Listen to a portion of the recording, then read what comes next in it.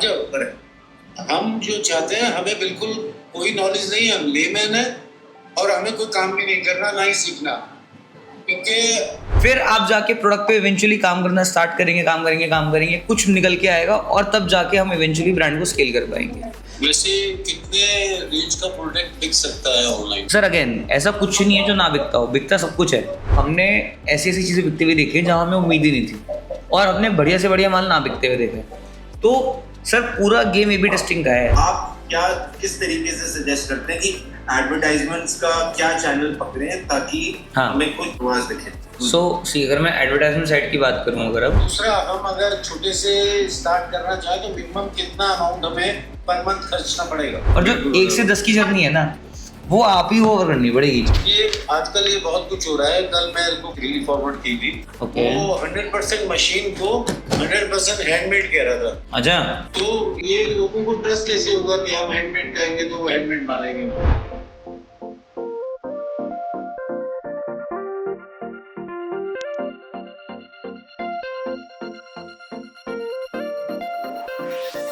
Sir सी जो हमारा core expertise है वो लाई करता है ऑनलाइन D2C ब्रांड्स को ग्रो कराना। D2C हमारा कोर नीश है और फैशन में ही हम सबसे ज़्यादा काम भी करते हैं। ठीक है। तो अगर मैं चांदनी चौक की बात करें, जैसे कार्तिक जी ने बोला, तो चांदनी चौक का हमारे पास एक क्लाइंट भी है। तो फैब्रिक उनका कपड़े के थान का काम है जो ड्रेसेस में यूज होता है, फीमेल ड्रेसेस में। तो चांदनी चौक में उनकी शॉप भी है, इंस्टाग्राम पेज भी है और ऑनलाइन उनकी हम सेल भी लेके आते हैं। ठीक है ना। तो सिमिलर टाइप ऑफ ब्रांड के साथ हमने काम भी किया है। तो या I can help you guys with figuring it out कि क्या अच्छा है, क्या बेटर कर सकते हैं। तो थोड़ा बट मुझको डिटेल में जानना है कि आपका बिजनेस क्या है और क्या आप चैलेंजेस फेस कर रहे हो और क्या हमारा लॉन्ग टर्म ऑब्जेक्टिव है। ओके। और 90% हमारी ओन मैन्युफैक्चरिंग है। ओके। जिसमें हम कस्टमाइज में तो हर चीज बनाते हैं, इंडो वेस्टर्न भी बनाते हैं, गाउन्स भी बनाते हैं। मेन हमारा प्रोडक्ट है लहंगा, ब्राइडल, गर्लिश और साड़ीज। ओके। एंड अभी आपने कुछ ऑनलाइन ट्राई किया है या नहीं ट्राई किया अभी ऑनलाइन? ऑनलाइन सर बड़ा हाफ हार्टेडली ट्राई हुआ है। मतलब जैसे डोमेन बाय कर रही हूँ, नथिंग, मतलब चीजें कंप्लीट नहीं हुई है। जैसे डोमेन बाय कर दिया, शॉपिफाई पे एक बार देखा था कि किस तरीके से मैं पाया था। ओके। एक बात आ जाओ करें। हम जो चाहते हैं, हमें बिल्कुल कोई नॉलेज नहीं है, हम लेमैन है और हमें कोई काम भी नहीं करना, ना ही सीखना, क्योंकि हमें हमारा ही बहुत काम है। अगर हम उससे पीछे हट जाएंगे तो हमारा ही प्रोडक्शन ही नहीं होगी, बेचेंगे क्या? सही बात है। तो द आइडिया इज कि you guys take care of the production part and a team takes care of the sales part on online part, right? जी। बट सर देखिए ना, यही एक ना बहुत बड़ा चैलेंज आता है। मैं बहुत ऑनेस्टली आपको बताऊंगा, इसलिए हम कंसल्टेशन में बैठे रादर देन ऑनबोर्डिंग के बाद। ठीक है। बहुत सारे ब्रांड्स ना हमारे पास आते हैं, ठीक है, कि हम बहुत इनिशियल फेजेस में हैं और आप हमें स्केल करके दो। ठीक है। तो एजेंसीज ना एक बहुत अच्छा टूल है to scale the brand but never to build the brand. ठीक है।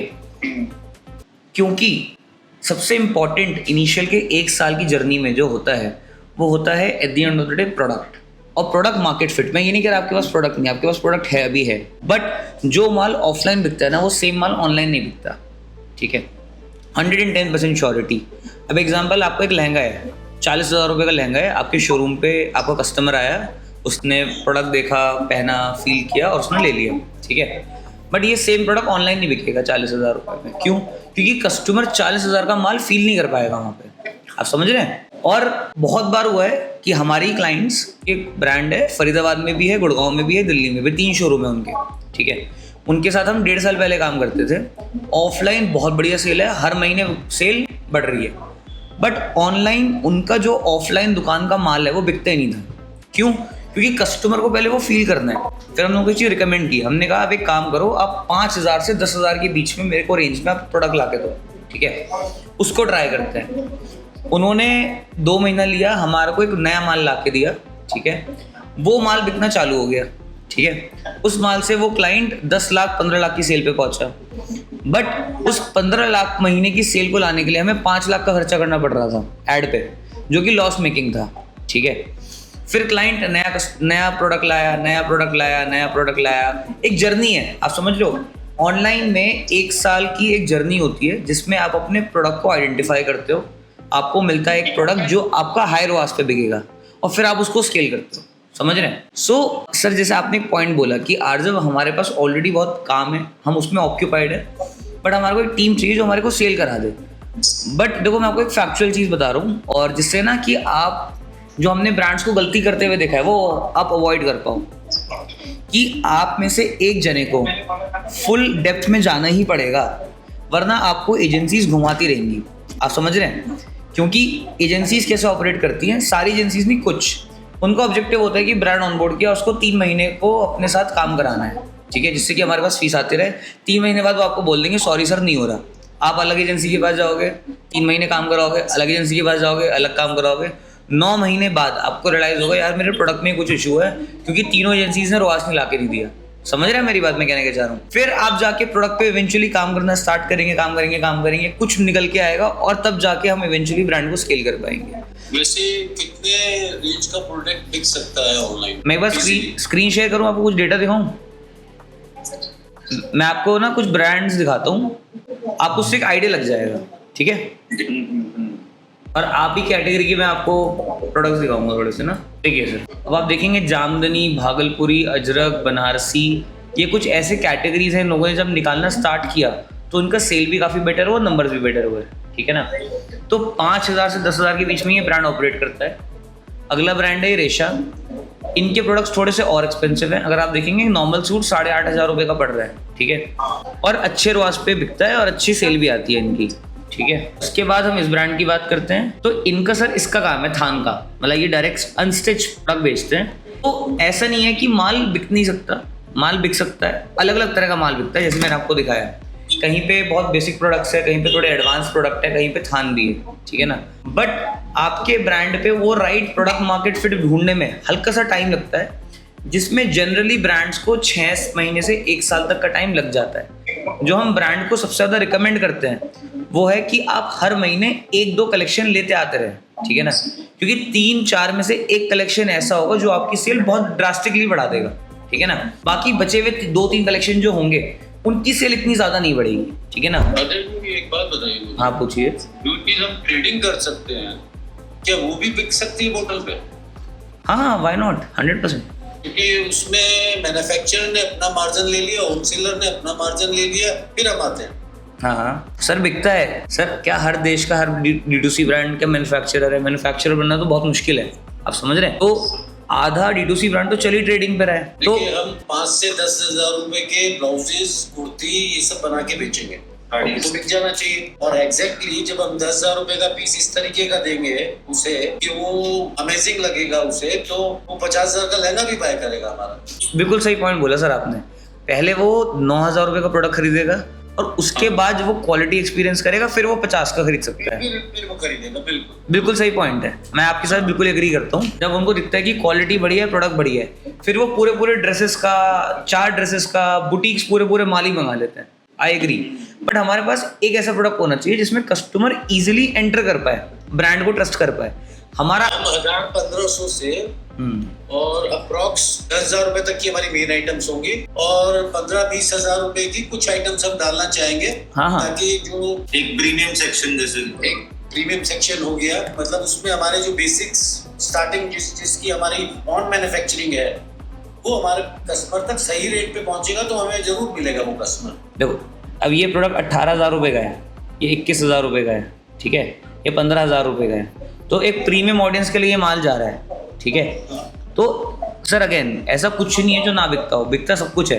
अभी मैंने एक कारीगर कॉट्योर मिल रहा था 20,000 रुपए का, मैंने इससे बाय करवाया है और ये बोला था आसपास का सब कुछ खरीद लेना। उसमें हम दिखाएंगे कारीगर काम कर रहा है और इस तरीके की एक वेबसाइट हम डिजाइन करवाएंगे, ओके, ताकि कस्टमर के माइंड में आए कि मुझे डायरेक्ट कारीगर से माल मिल रहा है। ओके। तो आपके हिसाब से किसको प्रमोट करना चाहिए? सर देखिए मैं मार्केटर हूँ, आप समझ रहे हैं, मेरे लिए वो प्रोडक्ट अच्छा है जो ज़्यादा बिकता है, समझ रहे हैं, और अच्छे प्रॉफिटेबिलिटी पे बिकता है। एग्जाम्पल, 1 लाख रुपए खर्च करके 5 लाख की सेल आनी चाहिए, है ना?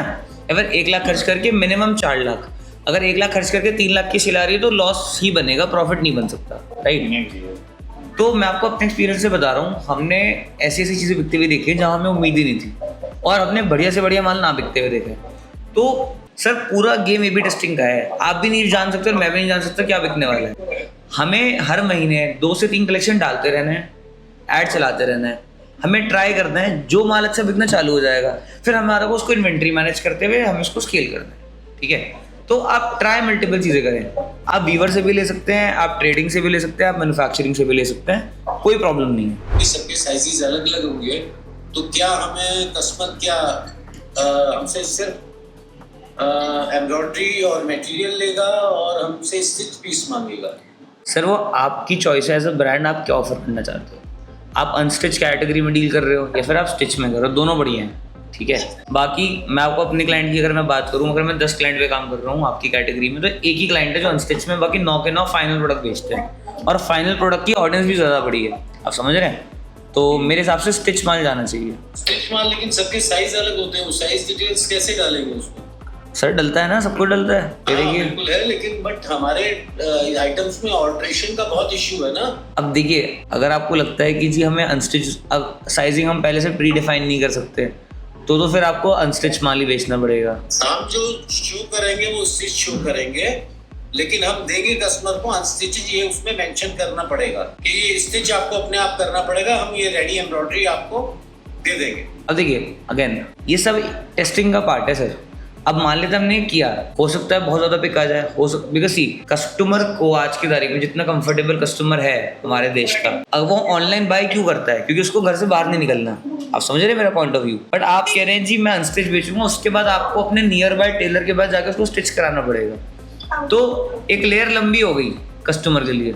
तो शायद कम कस्टमर अट्रैक्ट होगा इस चीज़ के लिए, शायद, ठीक है। मैं ये नहीं कह रहा नहीं होगा, होगा, बट जहाँ पे शायद आप 1 करोड़ का माल बेच सकते हो, वहाँ शायद आप 30 लाख का ही माल बेच पाओगे।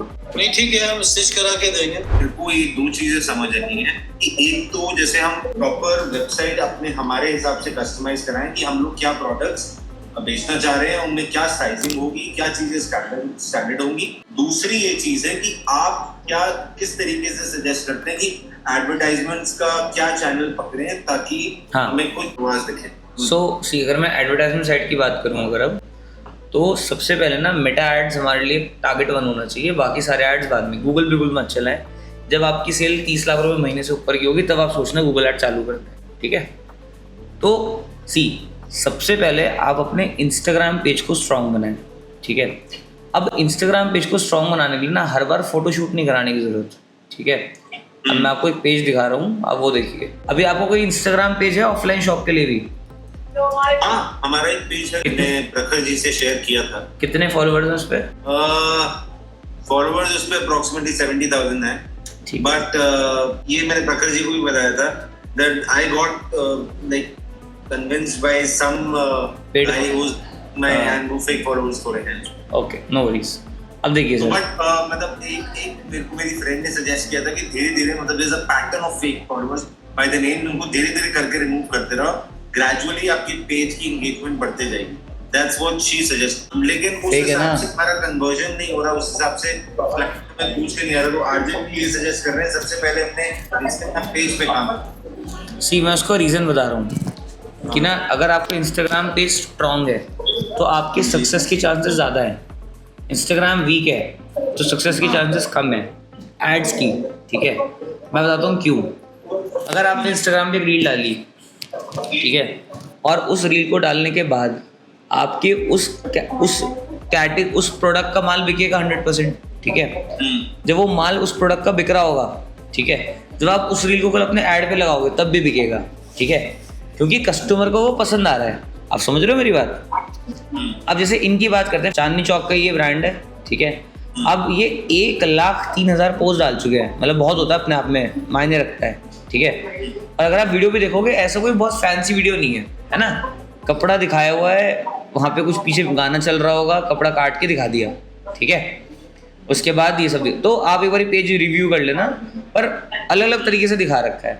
अब इसमें क्या होता है ना सर, जब हम ये वाले प्रोसेस कर रहे होते हैं तो आपको भी एक आइडिया मिलेगा कि कस्टमर को कौन सा माल ज़्यादा अच्छा लग रहा है, ठीक है ना, क्योंकि उस पर ऑर्गेनिकली रीच बढ़ रही होगी, राइट। और जब हम उसको ऐड पे लगाएंगे तो हमारे को श्योरिटी होगी कि अगर ये ऑर्गेनिकली काम किया है तो वो पेड वर्स पे भी काम करेगा ही करेगा 100%, ठीक है ना। तो सोशल मीडिया का स्ट्रांग होना बहुत ज़रूरी है, और जितना सोशल मीडिया स्ट्रांग होगा उतने ही नए लोगों तक आप फ्री में पहुंचोगे। आप समझ रहे हो, एग्जाम्पल आपकी कोई रील 10 लाख लोगों तक पहुंच गई, वायरल हो गई, ठीक है, तो 10 लाख लोगों तक हम फ्री में पहुंच गए, करेक्ट। बट यहीं अगर मैं ऐड चलाऊंगा, अब उन 10 लाख लोगों तक पहुंचने के लिए मुझे 1 लाख रुपए खर्चने पड़ेंगे, आप समझ रहे हैं, तो 1 लाख रुपए का भी खर्चा हो गया ना at the end of the day. तो सोशल मीडिया मार्केटिंग आपका ये वाला पैसा बहुत बचाता है to reach to new audience first time, ठीक है। और जब एक बार वो आपको ऑर्गेनिकली आप उनके पास तक पहुंच गए, उसके बाद उनको एड्स के थ्रू कन्वर्ट करना बहुत आसान है, वो इतना बड़ा प्रॉब्लम नहीं है, ठीक है ना। तो और सोशल मीडिया आपको एक बहुत इंपॉर्टेंट पार्ट होना चाहिए ऑफ ओवरऑल बिजनेस।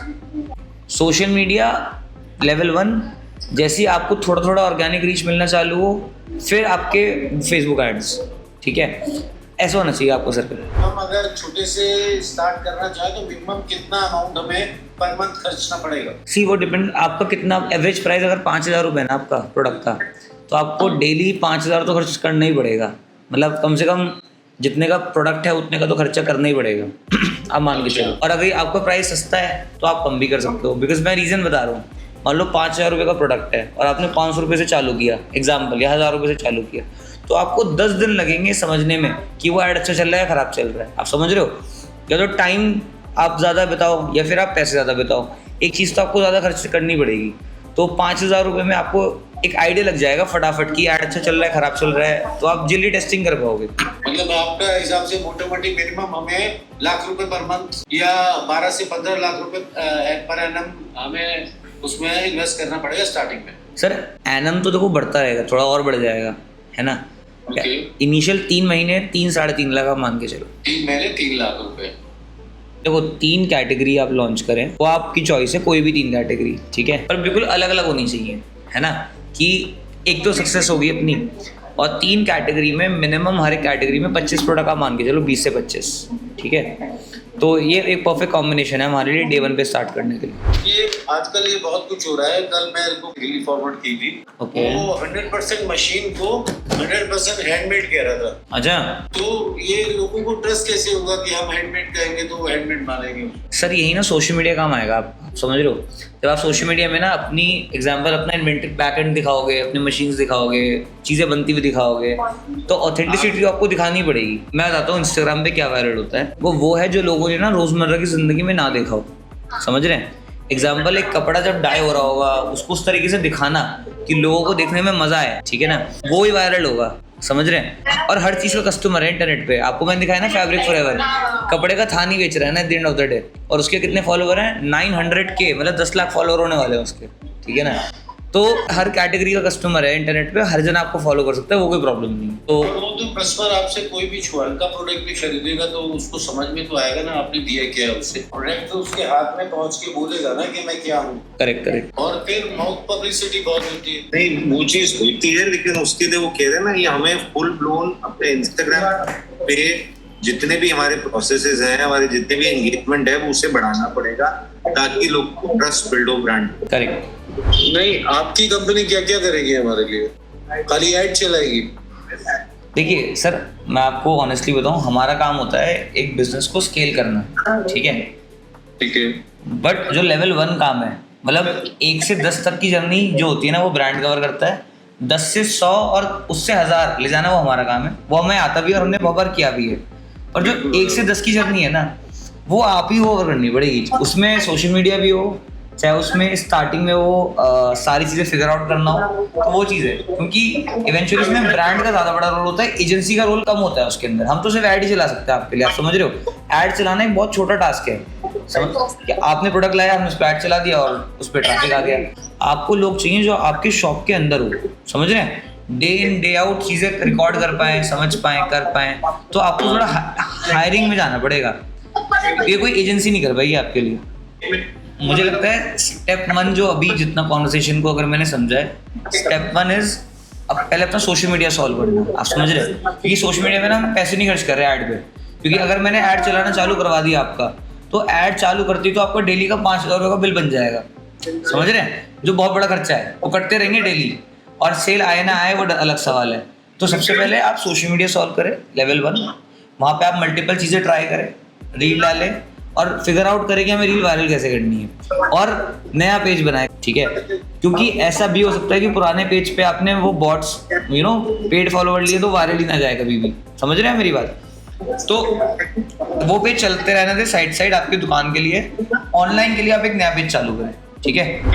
अभी तो सर ने ये बताया स्टेप 1 कि अपना इंस्टाग्राम सॉर्ट करना। सर नेक्स्ट स्टेप क्या होगा इसके बाद? मान लेते हैं हमने इंस्टाग्राम किया 1.5 महीना 2 महीना किया और हमारे को उसमें चीज़ें फिगर आउट होनी चालू हो गई, साथ साथ आप वेबसाइट भी बनवाओ साइमल्टेनियसली, डू नॉट वेट, ठीक है।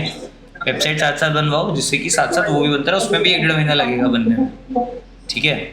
और फिर आप अपनी जब वेबसाइट तैयार हो जाए फिर आप अपने जो इंस्टाग्राम फॉलोवर है उनको वेबसाइट पे भेजना चालू करो, स्टोरीज के थ्रू, रील्स के थ्रू, और देखो कि वेबसाइट पे कितने ऑर्डर आ रहे हैं ऑर्गेनिकली, ठीक है। तो पहले हम ये देखते हैं कि ऑर्गेनिकली ब्रांड में कितना दम है। ऑर्गेनिकली अगर ब्रांड महीने की 1 लाख रुपए की भी सेल निकाल रहा है ना तो बहुत बड़ी जीत है वो, आप समझ रहे हैं। फिर हमें भी पता होगा, आपको भी पता होगा कि ये माल बिकता है, ये माल नहीं बिकता। अगर हम बिल्कुल बिना किसी प्रायर नॉलेज के पैसा ऐड अकाउंट में डालेंगे तो उस पैसे का बेस्ट ROI नहीं निकल पाएगा। मैं ये नहीं कह रहा वो खराब स्ट्रैटेजी, वो भी अच्छी स्ट्रैटेजी है, पर बेस्ट स्ट्रैटेजी नहीं है वो। तो सबसे पहले इंस्टाग्राम पेज 2 महीना आप उस पर वर्कआउट करें, साथ साथ आप वेबसाइट भी बना लें, ठीक है। ठीक है, मान लेते हैं 1 महीने बाद वेबसाइट भी बन गई। अब आप अपने जितने भी कस्टमर है ना ऑर्गेनिकली, किसी को व्हाट्सएप मैसेज नहीं डालना, कुछ नहीं करना, स्टोरी के थ्रू या फिर रील के थ्रू लोगों को आप अपनी वेबसाइट पे भेजना चालू करो। एग्जांपल आपने प्रोडक्ट दिखाया पूरा, shop now on our website, website का लिंक बायो में है, ठीक है। और देखते हैं कि हमारे महीने की कितने की सेल ऑर्गेनिकली आ रही है, ठीक है। अगर हमारे महीने की सेल 1 लाख रुपए टच कर जाती है, जो कि बहुत छोटी सेल है, मैं नहीं कह रहा कोई बड़ी सेल है, अगर महीने में 1 लाख की भी सेल आ रही है ना बिना ऐड चलाए, जस्ट सोशल मीडिया पे पोस्टिंग करके, तो हमारे लिए वो बहुत बड़ी विन है, क्योंकि लोग कन्वर्ट हो रहे हैं, लोग प्रोडक्ट परचेज कर रहे हैं। तो आपको भी पता होगा कि जी कहाँ पैसा डालना है और मार्केटर को भी पता होगा कि मुझे ये ज़्यादा बेचना है या ये ज़्यादा बिक रहा है, ठीक है ना। तो ऐड हम खर्च करते हैं। ठीक है आर्जव जी, आप जैसे भी हो ये तो गाइड कर दीजिए कैसे ये वेबसाइट किससे बनवा ले, क्या क्या उसमें बनवा ले। जैसे अभी आपने दिखाया सिस्टमेटिकली पूरा साइजेस वाइजेस उसमें डाला जा रहा है, हाँ वो सब चीजें। और दूसरा कोई इंटर्न या कोई प्रोफेशनल जो भी हायर हो जाए वो उसके लिए गाइड कर दीजिए, ठीक है। बाकी तो आप सोशल मीडिया का सब बना ही लीजिए। ठीक है आर्जव जी, ठीक है सर, ठीक है, ओके ओके।